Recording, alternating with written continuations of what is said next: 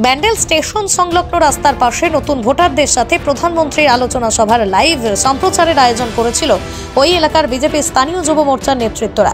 এই কর্মসূচিতে বহু নতুন ভোটার সঙ্গে এলইডি মাধ্যমে সরাসরি কর্মসূচির সম্প্রচার দেখবেন বিজেপির যুব মোর্চার নেতাকর্মীরা।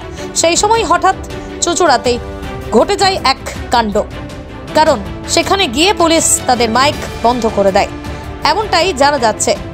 কারণ দর্শিয়ে তিনি বলেন যে রেলের জায়গা হতে পারে, কিন্তু বক্সের বাজানোর জন্য কোনো পারমিশন নাকি নেওয়া হয়নি, তাই বাধা দেওয়া হয়। রেলের জায়গায় রেলের আধিকারিকদের সঙ্গে কথা বলে কর্মসূচি নেওয়া হয়েছে, তার পাল্টা জবাব দিয়ে পুলিশ কথা জানিয়েছেন, তাই তাদেরকে অন্যত্র সরে যেতে বলা হয়।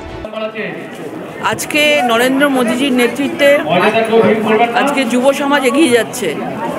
আজকে যুব ভোটাররা আজকে নরেন্দ্র মোদীজির বিচারধারায় অনুপ্রাণিত এবং 2024-এর লোকসভায় যারা নতুন ভোটার হচ্ছে তারা ভোট দেওয়ার জন্য প্রস্তুত আছে, কারণ তাদের ভবিষ্যৎ আছে, তাদের ভবিষ্যৎ তারা সঁপে দিয়েছে নরেন্দ্র মোদীজির হাতে।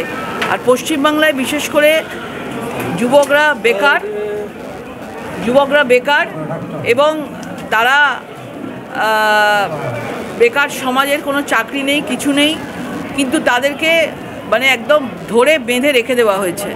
সেই জন্য আজকে দেখবেন যে যে জায়গায় নতুন করে নতুন ভোটারদের জন্য যে ভাষণ নরেন্দ্র মোদীজি দিয়েছেন, সেখানে বিভিন্নভাবে যাতে তারা না শুনতে পারে সেই জন্য কোনো জায়গায় কারেন্ট অফ লোডশেডিং করে দেওয়া হচ্ছে, কোনো জায়গায় পুলিশ দিয়ে হেনস্থা করা হচ্ছে।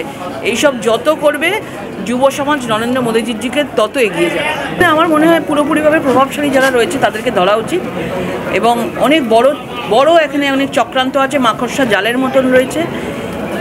যাদেরকে জেলের মধ্যে পুড়েছে, এদের ওপরে মাথা রয়েছে, টপ বস রয়েছে, তাকে খুব শিগগিরই ধরা উচিত, কারণ মানুষ এর বিচার চাইছে।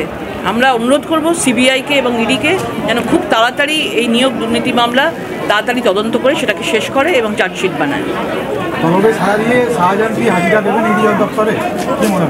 দেখুন, তিনি তো মুখ্যমন্ত্রীর আঁচলের তলায় রয়েছেন, বিভিন্নভাবে তুষ্টিকরণের রাজনীতি 30% ভোটারের জন্য তাকে লুকিয়ে রাখা হয়েছে। কারণ সে যদি আজকে ধরা পড়ে যায় তাহলে অনেক কিছু বাইরে থেকে যারা বাংলাদেশ থেকে পার হয়ে রোহিঙ্গারা এখানে আসছে, ফেক ভোটার আইডি কার্ড বানাচ্ছে, এগুলো পুরো তাদের হাত ধরেই হচ্ছে। পুরো সন্ত্রাসবাদী দেশবিরোধী কার্যকলাপ তারাই মদত দেয়। সুতরাং এগুলো চলে গেলে তাদের 2024-এর যে স্বপ্ন তারা দেখেছে সেই স্বপ্ন পূরণ হবে না, সেই জন্যই করছে। কিন্তু আশা করি আমাদের ভরসা রয়েছে, যেখান থেকে হোক জীবিত বা মৃত অবস্থায় তাকে ধরা হবে।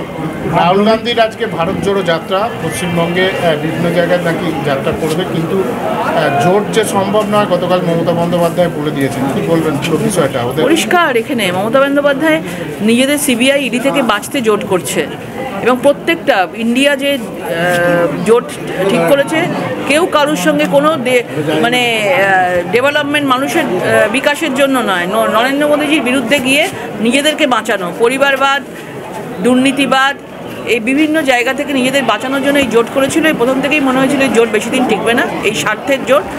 এবং মমতা বন্দ্যোপাধ্যায় সেই জন্য মমতা বন্দ্যোপাধ্যায়কে এমনিতেও কেউ বিশ্বাস করে না, কারণ উনি যেভাবে পোস্টপোল ভায়োলেন্স সারা পুরো দেশ দেখেছে, কীভাবে 2021-এ পোস্টপোল ভায়োলেন্সে কত মানুষ ঘরছাড়া ছিল।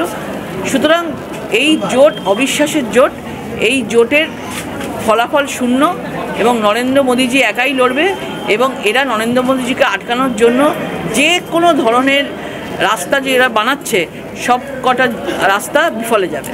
মাধ্যমিক নিয়ে কি ছেলে খেলা হচ্ছে? কারণ রাজ্যের বেশ কয়েকটি নবম শ্রেণীর রেজিস্ট্রেশনের উদাসীন বেশ কয়েকটি স্কুল রাজ্যে। দেখুন, এখানে পুরোপুরিভাবে এডুকেশনের সিস্টেমটাই এতটা নষ্ট হয়ে গেছে, ভেঙে পড়েছে, যে তৎকালীন এডুকেশন মিনিস্টার জেলের মধ্যে রয়েছে। সুতরাং বুঝতে পারছেন, যেখানে মিনিস্টারই জেলের মধ্যে থাকে সেখানে বাচ্চাদের ভবিষ্যৎ কী অবস্থা যাচ্ছে। যে যা খুশি তাই করছে, তাদের ভবিষ্যৎ নিয়ে কারোর চিন্তা নেই।